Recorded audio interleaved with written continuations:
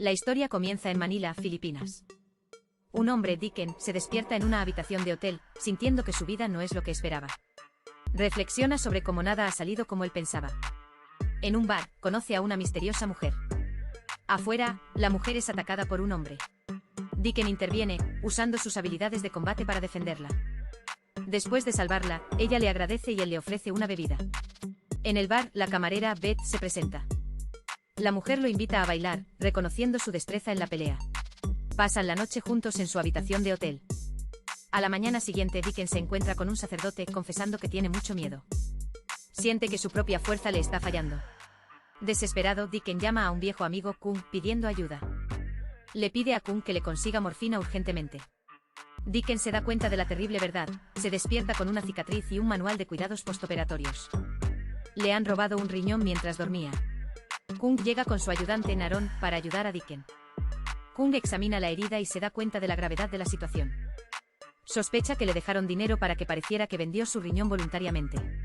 El hermano de Dicken, George, aparece en la puerta, visiblemente preocupado.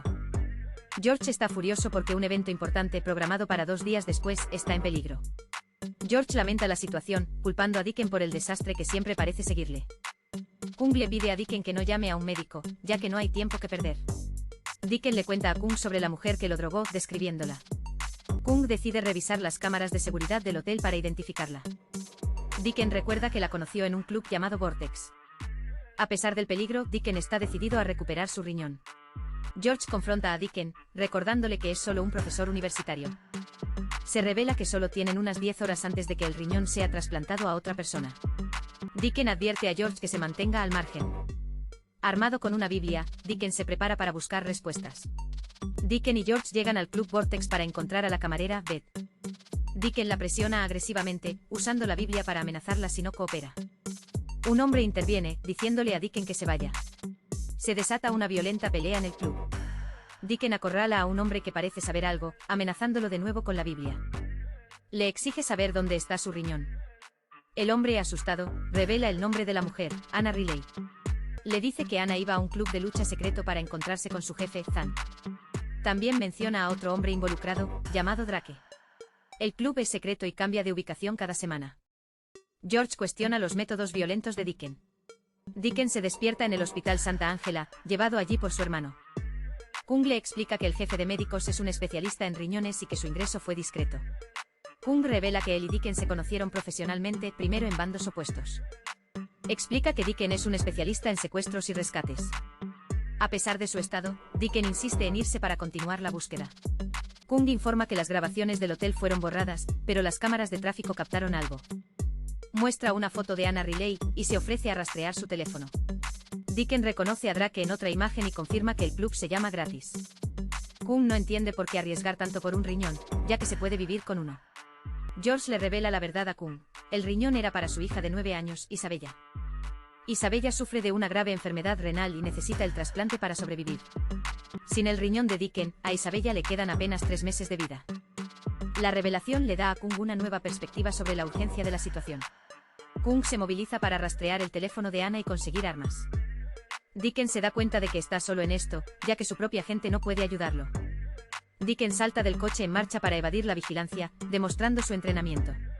Mientras esperan, George revela que su esposa Mary falleció de cáncer 4 años atrás. Dicken llama a George desde un teléfono público, advirtiéndole que están siendo observados. Le da instrucciones para acercarse a un sedán azul donde están los vigilantes.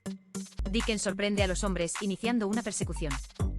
Dicken toma el volante, demostrando ser un conductor más hábil y agresivo. Conduce de forma temeraria para no perder a sus perseguidores. Intenta una maniobra arriesgada a través de un callejón estrecho.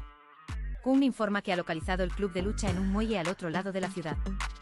George se siente culpable por la situación, pero Dicken le recuerda su propia responsabilidad. Llegan al sórdido lugar donde se celebra el club de lucha clandestino. Kung advierte que el lugar está lleno de guardias de la tríada y policías encubiertos. Dicken decide entrar solo, pidiéndole a George que lo espere. Dentro, Dicken localiza a Drake, el hombre que trabaja con Anna. George, preocupado, le da a Kung un arma para que se la lleve a Dicken. Dicken se abre paso hasta un baño, donde encuentra a Anna.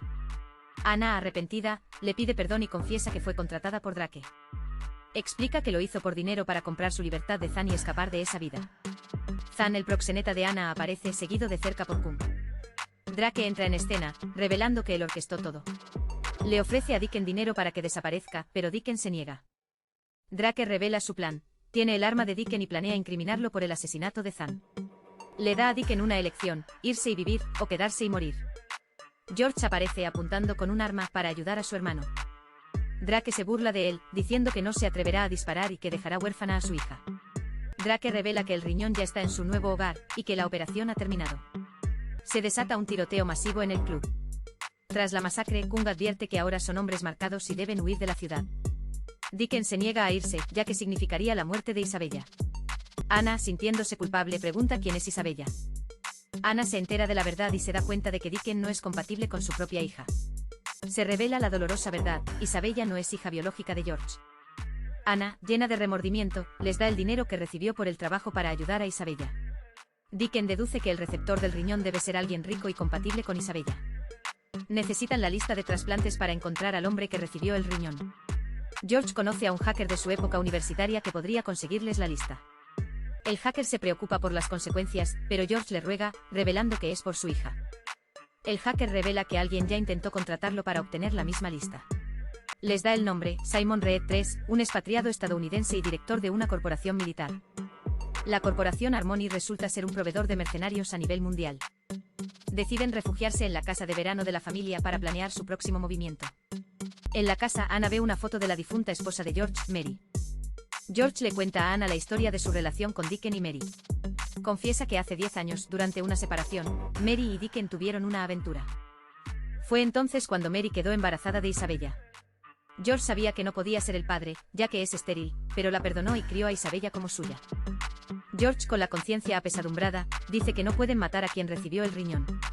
Deacon se niega a rendirse, pero George insiste en que ya hay demasiada sangre derramada. Deacon acusa a George de haber descuidado a Isabella como un castigo inconsciente. Deacon le pregunta a George si está dispuesto a matar para salvar a su hija, incluso si le cuesta su alma.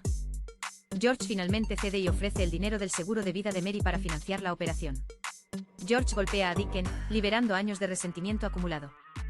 La casa de verano es atacada por los hombres de Drake. Kung es asesinado en el tiroteo. Anna también muere protegiendo a George. Deacon, devastado, jura vengar a sus amigos. Ahora solos, los dos hermanos se preparan para asaltar la mansión de Simon Reed.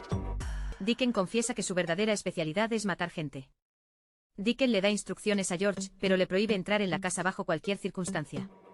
Deacon se infiltra en la propiedad, colocando explosivos. La cámara de Deacon se apaga. George teme que le hayan disparado. Desobedeciendo las órdenes, George decide entrar para ayudar a su hermano. George, aunque inexperto, toma un arma para luchar. Mientras avanza, reza el Salmo 23, buscando fuerza divina. Encuentra a Simon Reed, quien lo estaba esperando. Deacon aparece, revelando que estaba siguiendo el plan. George, recitando el Salmo, dispara y mata a uno de los guardias, sorprendiéndose a sí mismo. Drake reaparece, revelando que estaba trabajando para Reed todo el tiempo. George, enfurecido, le dispara a Drake en la cabeza. Deacon se enfrenta a otro mercenario en una brutal pelea con cuchillos. Deacon gana la pelea, pero queda gravemente herido. Se acercan a Simon Reed para recuperar el riñón. Pero descubren que Reed no tiene ninguna cicatriz de trasplante. El nombre en la lista era Simon Reed III, no él. Corren a la habitación principal, buscando al verdadero receptor. Encuentran a un niño de 11 años en la cama, el nieto de Reed. Reed les suplica, explicando que su nieto se estaba muriendo. Deacon se enfrenta a una elección imposible: matar a un niño inocente para salvar a su hija. Deacon le recuerda a George lo que Mary pensaría de ellos. Incapaz de hacerlo, George baja el arma. Han fracasado. De vuelta en el hospital, le dicen a Isabella que no pudieron encontrar el riñón.